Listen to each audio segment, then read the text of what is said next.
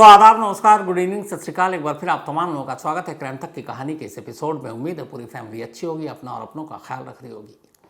आज की पूरी कहानी आपके सामने पेश करूँ रखूँ उससे पहले 3 वीडियो आपको दिखाना चाहता हूँ सरसरी तौर पर। ये जो पहला वीडियो है ये 28 फरवरी का है, यानी सौरभ के कत्ल से 3 दिन पहले का। 3 मार्च की रात सौरभ का कत्ल हुआ था। मुस्कान ने पहला खंजर उसके सीने में उतारा था। 25 फरवरी को मुस्कान का बर्थडे था और उसके 3 दिन बाद 28 फरवरी को उसकी 6 साल की बेटी का बर्थडे, और ये वीडियो उसी बर्थडे के मौके का है।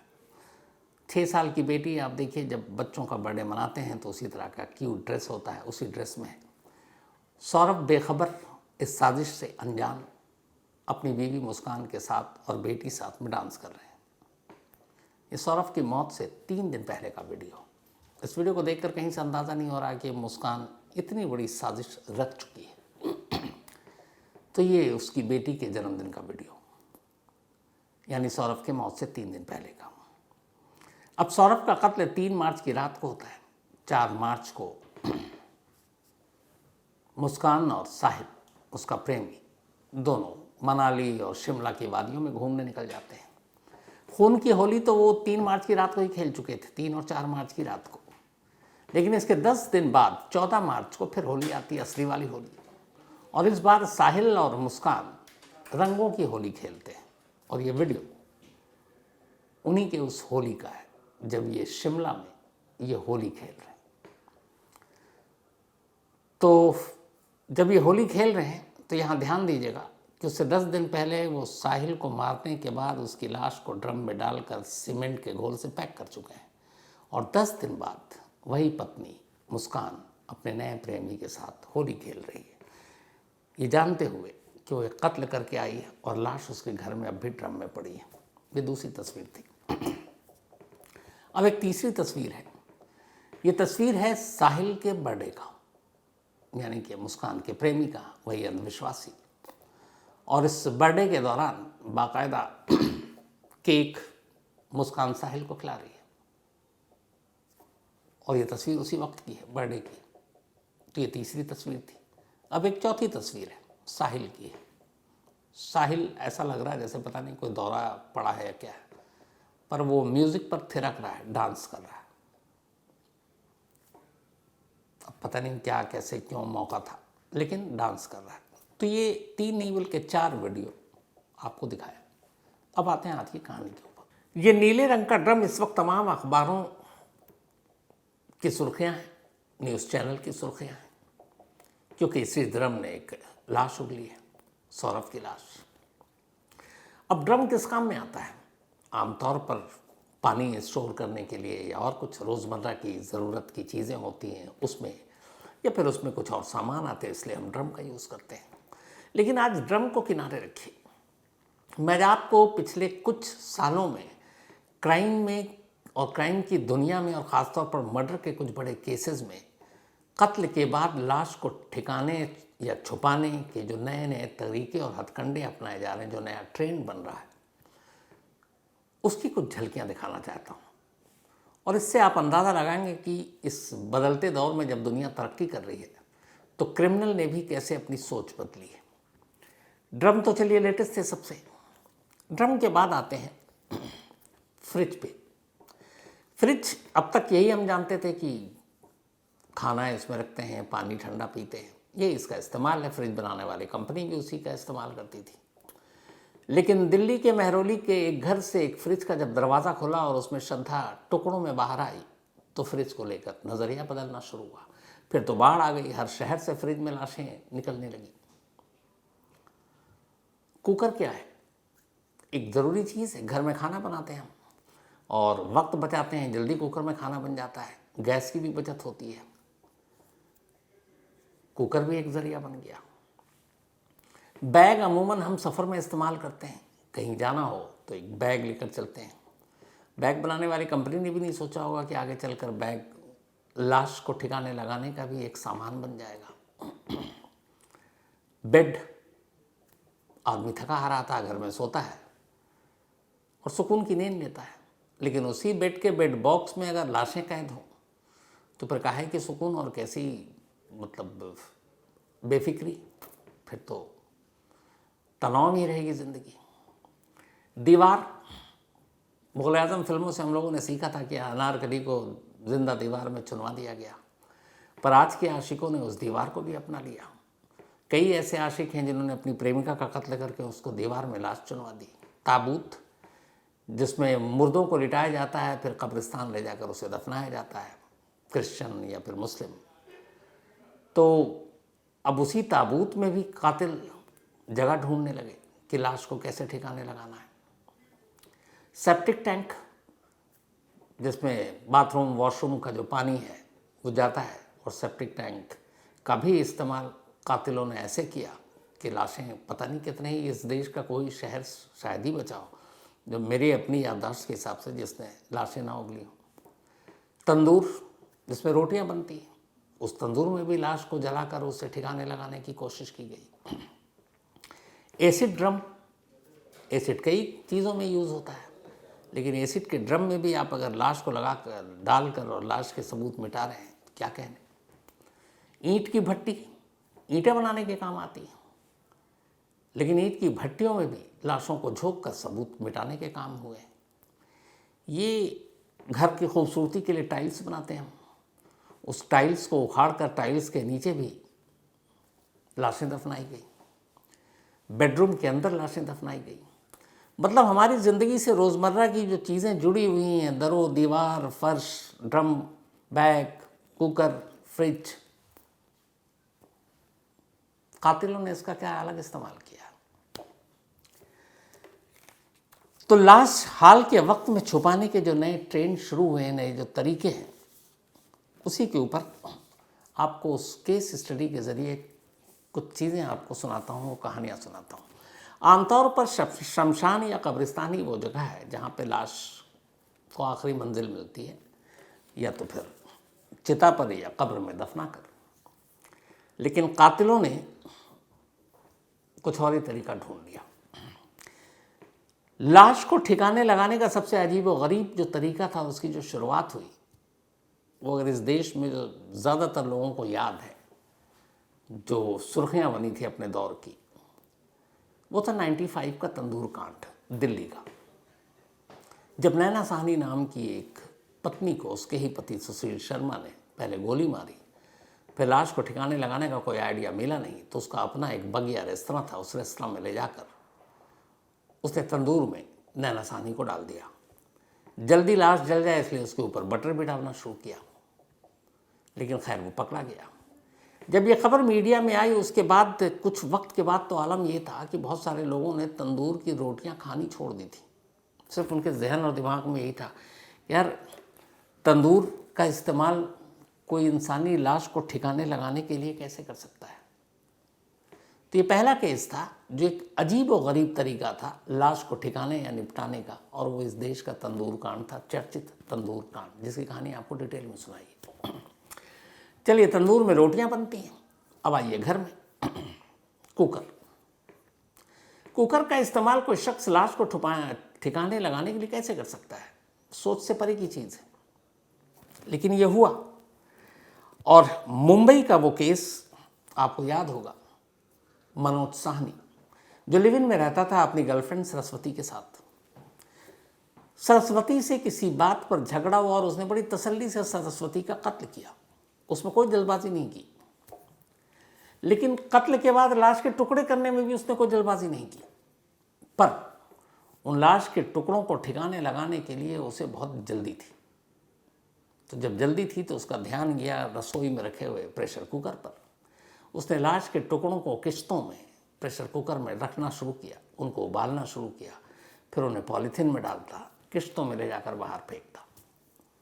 ये मुंबई का वो केस था जिसने पहली बार ये बताया कि कातिल लाश के टुकड़ों को या लाश को निपटाने के लिए कुकर का भी इस्तेमाल कर सकते हैं। ये मनोज साहनी, मुंबई, उसके ज़रिए कुकर, अब जो मतलब एक घरेलू चीज़ है, एक घरेलू सामान है। तो तंदूर रोटी बनाने की चीज़, लाश को ठिकाने वहाँ लगाया। कुकर, लाश के टुकड़े कर अपनी ही जो गर्लफ्रेंड है सरस्वती, उसको प्रेशर कुकर में उबाला और उसको फेंका, तो कुकर बदनाम हुआ। इसके बाद आइए बैग। घर के अंदर ये रसोई में रहता है कुकर। अब घर के बाहर आपको कहीं सफ़र पर जाना है तो क्या करेंगे आप? कोई बैग लेंगे, बैग में सामान रखेंगे ज़रूरी सफ़र का, कपड़े, बाकी चीज़ें, और फिर आप सफ़र पर निकलते हैं। अमूमन जितना लंबा सफ़र उतना बड़ा बैग। अब बैग बनाने वाली कंपनियों ने तो बैग ये सोच कर बनाया कि भाई इसमें ज़रूरत की चीज़ें, कपड़ा लत्तर, बाकी सारी चीज़ें होंगी, पर उन्हें क्या पता था कि आगे चलकर बैग लाश को रखने का भी एक ज़रिया बन जाएगा। और आजकल के दौर में तो बहुत, अब चूँकि इंटरनेशनल ट्रैवल भी बहुत ज़्यादा होने लगा है, तो लोग 6-6 महीने बाहर रहते हैं तो ज़्यादा सामान लेकर जाते हैं, तो बड़े बड़े ट्रॉली बैग बनने लगे हैं। अब इतने बैग लेकर घूमते हैं कि लोगों को पता भी नहीं चलता है। और जो बैग बनाने वाली कंपनियां हैं वो इस तरह से बैग बना रही हैं कि उसमें आप कपड़े रखो या लाश, कोई फ़र्क नहीं पड़ता, दोनों चीज़ें आ जाती हैं। बाकायदा एक इंसान की लाश किसी भी साइज़ की हो, बैग के अंदर डाल दी जाती है। और ऐसे कितने एग्जाम्पल हैं। अभी आखिरी जो लेटेस्ट है हिमानी, यही रोहतक, हरियाणा के रोहतक में एक बैग खुला था, और उस बैग से हिमानी जो एक कांग्रेसी नेता थी उसकी लाश बाहर आई थी। बाकायदा कातिल लाश को बैग में पैक करके आराम से उसके पहिए से ट्रॉली बैग को लेकर चलता है, ऑटो पे बैठता है, बस स्टॉप पर उतरता है और ले जाकर रख देता है, किसी को भनक तक नहीं लगती। तो तंदूर, कुकर और उसके बाद बैग, और उसके बाद बैग ने तो आजकल इतनी लाशें उगली हैं, अगर आप गिनना शुरू करें बड़े बड़े शहरों में अलग जगह, वो गिनती नहीं है। हर दूसरे तीसरे दिन आपको खबर मिल जाएगी कि बैग में एक लाश बरामद। अब तो लावारिस जगह पर अगर खाली बैग आपको दिख जाए तो आप, पुलिस वाले, आम लोग भी इतने होशियार हैं, वो समझ जाते हैं 99% कि भाई इसमें कोई कीमती चीज़ या कपड़ा तो होगा नहीं, लाश ही होगी। पहले जब ज़्यादा थोड़ा सा टेररिज्म था तो ये होता कि बॉम्ब वॉम्ब ना हो, लेकिन अब बॉम्ब वॉम्ब का खतरा नहीं रहता। अभी है पक्का लावारिस बैग है, लावारिस, तो इसके अंदर लाश होगी। अब ये बैग की पहचान अब ये बन गई है। तो तंदूर, देन कुकर, देन बैग। अब बैग लेकर आप सफ़र पे जाते हैं। सफ़र से आदमी जब बाहर आता है या काम करके घर लौटता है तो थका हारा होता है, उसे आराम और सुकून की ज़रूरत होती है, बेड पे लेटता है। पिछले कुछ सालों में बेड बॉक्स ने भी इतनी लाशें उगली हैं कि उनकी गिनती नहीं है। दिल्ली हो, मेरठ हो, मुंबई हो, बेंगलुरु हो, एमपी के कुछ जगह हैं, इधर बिहार हो, बंगाल हो। अब क्यों? पुराने दौर में ये होता था कि लोग चारपाई, पलंग, खटिया, जो बोल लें आप, या फिर यही सारी चीज़ें होती थी, या बेड होता था। लेकिन शहरों में कमरे इतने तंग हो गए, इतने छोटे छोटे हो गए कि ज़रूरत की सामान रखने के लिए आपके पास जगह नहीं। कमरा ही इतना बड़ा है कि उसमें अलमारी आप कहाँ से रखेंगे। तो फिर अब मार्केटिंग का भी ये पार्ट होता है। तो बेड बनाने वाली कंपनियों को आइडिया आया कि यार अगर उसी बेड में इन्हें अलमारी दे दें तो, यानी बेड ऊपर सो, अंदर बॉक्स बना दो, आपके सर्दी गर्मी के कपड़े, आजकल जैसे सीज़न चल रहा है और गर्मी आने वाली, सारे वो रज़ाई और स्वेटर और जैकेट अब बेड बॉक्स के अंदर जा रहे हैं, आपके गर्मी के कपड़े बाहर आ रहे हैं। ये हर साल होता है, मेरे घर में भी हो रहा है। तो अब कंपनियों ने बेड बॉक्स बनाना शुरू कर दिया कि चलो भैया कम जगह है, उसमें सामान आपका आ जाएगा। कातिलों ने यहाँ भी दिमाग लगाया। उन्होंने कहा यार बेड बॉक्स के, अगर बेड के ऊपर, एक बेड के ऊपर ठीक ठाक 2-3 लोग सो सकते हैं, तो बेड बॉक्स में 4-5 मुर्दे तो आसानी से रखे जा सकते हैं। इसी मेरठ में जहाँ से ये ड्रम आया, अभी कुछ महीने पहले एक बेड बॉक्स से 5 लाशें एक साथ निकली थी। तो जो बेड सुकून के लिए, आराम के लिए, नींद के लिए बनाया गया, उस बेड बॉक्स के अंदर भी बेचैनी। कातिलों ने वहाँ भी लाश को ठिकाने लगाने का एक नया जरिया बना लिया। तो तंदूर हो गया, कुकर, देन आपका फ्रिज, बेड बॉक्स। अब इतना ही भर नहीं है, जो ईंट की भट्टियाँ होती हैं, किसी भी मकान या कोई भी बिल्डिंग इमारत खड़ी करने के लिए ईंट बहुत ज़रूरी चीज़ है। ईंट की भट्टियाँ आप में से शायद कुछ लोगों ने देखा, मैंने 2-4 बार देखा, और वो भी सब क्राइम के लिए, क्योंकि वहाँ कुछ लाशें जला दी गई थी। और ईंट की भट्टियाँ ऐसी होती हैं कि जैसे शमशान में चिता होती है, एक बार चिता पे सिर्फ राख ही मिलती है आपको और कुछ नहीं, वैसी ईंट की भट्टियाँ हैं। नए दौर के क्रिमिनल तो पता नहीं, पुराने दौर के क्रिमिनल का ये मानना था कि शमशान की चिता और ईंट की भट्टी एक समान है। वहाँ भी चिता पर जाने के बाद राखी मिलती है, और ईंट की भट्टी में भी अगर किसी का डाल दो तो राखी मिलेगी। और ऐसे कई गैंगस्टर रहे हैं ऐसे कई माफिया रहे हैं जिन्होंने अपने दुश्मनों को इसी ईंट की भट्टी में निपटा दिया और कभी सुराग तक नहीं मिला कि वो बंदा गया कहाँ। आज भी ऐसे कई अनसुलझे केस हैं। तो ईंट की भट्टियां लाशों को ठिकाने लगाने का एक बेहतरीन हथियार और औजार बना हमारे देश में। बहुत सारे केस हैं, सिर्फ एक नाम लूँगा, भवरी देवी। याद होगा आपको, राजस्थान की एक कलाकार भवरी देवी, एक सीडी सेक्स स्कैंडल में नाम आया था और उसमें नाम आया राजस्थान के उस वक्त के कुछ मिनिस्टर्स के, एमएलए के। कोहराम मच गया था, हर तरफ हंगामा, मीडिया में सुर्खियाँ। और उसके बाद अचानक भवरी देवी गायब हो गई। सीबीआई ने इस केस की जांच की, बड़ी मुश्किल से फिर सीबीआई ने कुछ लोगों को पकड़ा और फिर पहुंची सीबीआई निशानदेही पर, कहाँ, एक ईंट की भट्टी में। पता चला कि भवरी देवी को मारने के बाद उसी ईंट की भट्टी में डाल दिया गया था ताकि लाश का कोई सबूत नहीं मिले। फिर वहाँ से सारे नमूने उठाए गए, फॉरेंसिक टीम ने उठाए, फिर डीएनए हुआ और फिर साबित हुआ कि भवरी देवी को वहीं जलाया गया। तो ईंट की भट्टी जो किसी और काम के लिए थी, कातिलों ने लाश को ठिकाने लगाने का तरीका उसको उसमें ढूंढ लिया। तो दिमाग देखिए आप उनका। अब सेप्टिक टैंक घर में होता है, सोसाइटी में हर जगह सेप्टिक टैंक का इस्तेमाल है। ये वॉशरूम, बाथरूम, सबके पानी वहाँ जमा होते हैं। इस देश का कोई ऐसा शहर नहीं होगा जहाँ से कभी न कभी सेप्टिक टैंक ने कोई लाश ना उगली हो। एक स्टेट के सीएम के सरकारी बंगले के सेप्टिक टैंक से भी एक लाश मिली थी और उस लाश की पहचान नहीं हो पा रही थी क्योंकि बहुत अरसा बीत गया। फिर बाद में फॉरेंसिक टीम चंडीगढ़ ने उसका फेस जो है वो बनाया और वो सारी चीज़ें की। फिर उसके बाद पता चला कि मरने वाला कौन है और तब जाकर उसकी शिनाख्त हुई। अभी हाल में एमपी में एमपी के ही एक ज़िले में सिंगरौली, एक सेप्टिक टैंक से एक साथ 4 लाशें निकली थी। ज़रूरत की चीज़ें हैं ये सब, रोज़मर्रा के इस्तेमाल की चीज़ें हैं, लेकिन कातिल कहाँ कहाँ देखिए लाश को छुपा रहे हैं और निकाल रहे हैं। या उसकी बेहतरीन सारे, सिर्फ इसलिए मिसालें आपको सामने बता रहा हूँ क्योंकि आंखें बंद कहीं भी करेंगे आप धोखा खाएंगे। ये वो चीज़ें हैं जहाँ कहीं भी अटपटा कुछ लगे आपको फ़ौरन अलर्ट होने की ज़रूरत है। तो कितना गिना दिया आपको मैंने, तंदूर गिना दिया आपको, फ्रिज दिखा दिया, कुकर बता दिया, बेड बॉक्स हो गया, सेप्टिक टैंक हो गया, आपके फ्रिज हो गई।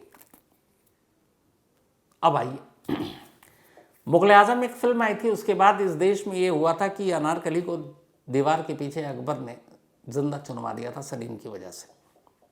अब ये कहानी कितनी सच्ची है कितनी झूठी मुझे नहीं मालूम, मुगल आजम तो मैंने देखी है, लेकिन हाल के वक्त के कुछ आशिकों ने इसे सचमुच अपना लिया और सचमुच इसे सच मान बैठे।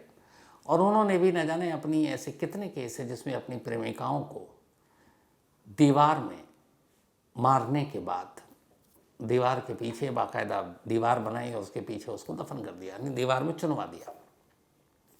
एमपी में ऐसा हुआ। एक तो भुवनेश्वर, बल्कि भुवनेश्वर नहीं, उड़ीसा की एक जगह थी जहाँ पर वहाँ की एक मॉडल थी जिसका कत्ल करने के बाद उसकी लाश को बाकायदा दीवार बनाकर दीवार के अंदर डाला गया और बाहर से फिर प्लास्टर पूरी दीवार खड़ी की गई, फिर कमरा बनाया गया, तो दीवार में चुनवा दिया गया।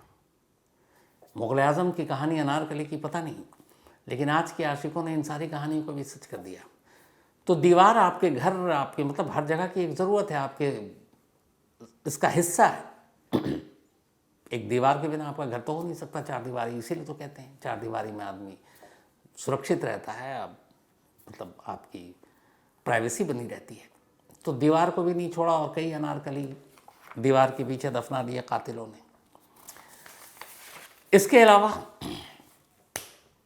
ताबूत का इस्तेमाल आमतौर पर क्रिश्चियन लोग करते हैं। जब मौत होती है फिर वो ताबूत में लाश को रखकर कब्रिस्तान में ले जाकर दफना देते हैं। बहुत डिटेल में आपको कहानी सुनाई थी मैंने। मैसूर राजघराने के दीवान के ख़ानदान की एक शहज़ादी Shakereh Khaleeli, dancing on the grave, जो नेटफ्लिक्स पे भी आई और पूरी कहानी मैंने पहले भी आपको सुनाई है। शाक्र खलीली के हस्बैंड एक आईएफएस अफसर, जिनके हस्बैंड ऑस्ट्रिया में एम्बेसडर रहे इंडिया के। शाक्र खलीली कि 4 बेटियां थी, उन्हें एक बेटे की ख्वाहिश थी। एक स्वामी श्रद्धानंद जी उनकी ज़िंदगी में आते हैं और वो स्वामी श्रद्धानंद से शादी कर लेती है बेटे की ख्वाहिश में। लेकिन स्वामी श्रद्धानंद को पैसे और दौलत की लालच थी और एक रोज़ स्वामी श्रद्धानंद तकिया से शाकिर खलीली का मुंह दबा देता है, उसे लगता है वो मर गई। उसके बाद वो एक एंटिक ताबूत का ऑर्डर देता है, ताबूत घर में आए। उस ताबूत में शाकिर खलीली को लिटाता है, ताबूत का ढक्कन बंद कर देता है बाकायदा कील ठोक कर, और फिर घर के आंगन में गड्ढा करता है और उसके बाद उसी ताबूत को उसमें दफना देता है। लेकिन शाकिर तब भी जिंदा थी, क्योंकि जब लाश बाहर आई तो पता चला कि उस ताबूत पे अनगिनत नाखून के खरोचने के निशान थे और शाकिर खलीली के नाखूनों में लकड़ियों के बुरादे थे। मतलब वो खुद को बाहर आज़ाद करने की कोशिश करती रही। जिंदा ताबूत में दफन हो गई और फिर जिंदा कब्र में दफन हो गई, तो ताबूत को भी नहीं बख्शा। एसिड ड्रम, कई ऐसे कत्ल हुए, क्योंकि उसमें भी लाश को आप मिटा सकते हैं। तो बाकायदा ड्रम में एसिड रखा गया, जिसको मारा गया उसकी लाश को डाल दिया गया। उसके बाद कहाँ अब लाश के कोई टुकड़े मिलेंगे, कातिलों ने उसका भी इस्तेमाल कर लिया। दिल्ली में एक घर में एक टाइल्स बड़ी खूबसूरत बिछाई गई, वहाँ एक कत्ल हो गया। कत्ल के बाद अब लगा कि लाश कहाँ ले जाए, तो कुछ दिन पहले उसने सोचा था टाइल्स को अब हम कुछ नए डिज़ाइन का बिछाएंगे। उसने टाइल्स उखाड़े, टाइल्स के नीचे बाकायदा थोड़ा गड्ढा किया, लाश को दफनाया, फिर एक नए और खूबसूरत टाइल्स बिछाया और आराम से वहाँ रह रहा। कुछ महीने के बाद जिसका कत्ल हुआ उसके घर वालों को फिक्र हुई, फिर पता चला लाश लोकेशन यहाँ है, तब वो कातिल सामने आया। तो हमारे रोज़मर्रा और ज़िंदगी की इन ज़रूरी चीज़ों के साथ किस तरीके से लाशों को छुपाने, मिटाने, दफनाने का नया ट्रेंड कातिलों ने ढूंढ निकाला है। मेरठ का ये ड्रम सिर्फ उसकी एक बानगी है। आने वाले वक्त में अगर इन सारी चीज़ों को, जो मैंने आपको गिनाया 12, 13, 14 चीज़ें, क्योंकि अब तक कहाँ फ्रिज, कुकर, इन सब के बारे में पहले कोई सोच सकता था? बेड बॉक्स के बारे में कोई सोच सकता था? सेप्टिक टैंक के बारे में कोई सोच सकता था? नहीं। ड्रम के बारे में कौन सोचता? लेकिन यही चीज़ें होती हैं जो हर बार नया कुछ चौंका देती हैं। क्राइम की दुनिया ऐसी ही है। तो अभी ड्रम हम कर रहे हैं। इस ड्रम के बाद पता नहीं कोई ऐसी नई चीज़ जो हमारे रोज़मर्रा की ज़िंदगी से जुड़ी हुई हो। वहाँ पता चला कि एक लाश को ठिकाने लगा दिया गया है, तो हैरान मत होइएगा।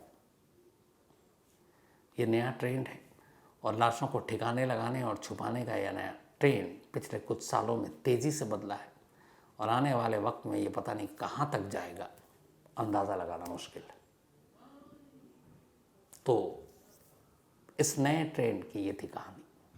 अब आपसे मुलाकात होगी कल रात 9 बजे किसी नई कहानी के साथ। तब तक अपना और अपनों का ख्याल रखिएगा। Thank you very much.